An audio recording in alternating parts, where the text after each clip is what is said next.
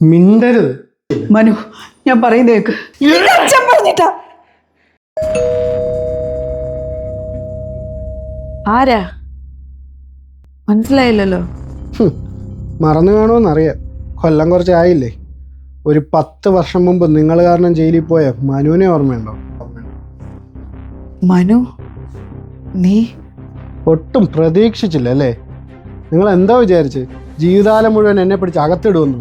മനു, നീ വാ, നമുക്ക് അകത്തിരുന്ന് സംസാരിക്കാം.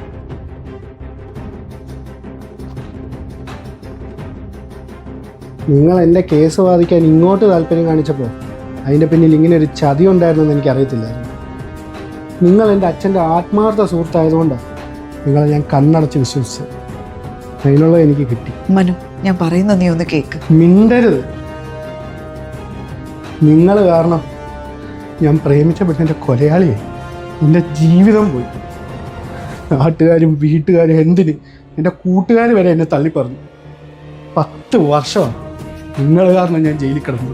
നിങ്ങളോ മറ്റാരുടെയോ കയ്യിൽ നിന്ന് കാശും മേടിച്ച് ഇപ്പോഴും സുഖമായിട്ട് ജീവിക്കുന്നു. ഇനി നിങ്ങൾ ജീവിക്കും.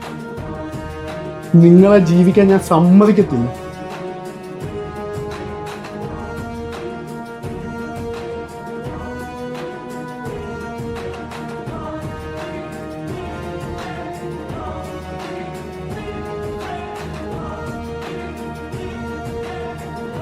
മനു, ഞാൻ പറയുന്നേക്ക്.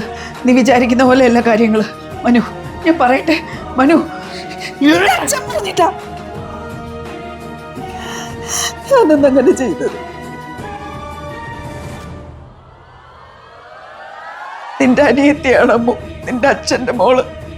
നീ അവളെ കല്യാണം കഴിക്കണമെന്ന് വാശി പിടിച്ചപ്പോ അച്ഛൻ അവള് നേരിട്ട് പോയി കണ്ടു സംസാരിച്ചു. അവള് സമ്മതിച്ചില്ല. അന്നേരം നിന്റെ അച്ഛൻ്റെ കൈ കൊണ്ട് അവള് അച്ഛൻ്റെ മാനം രക്ഷിക്കാനാ മോനെ ആ കുറ്റം നിന്റെ തലയിൽ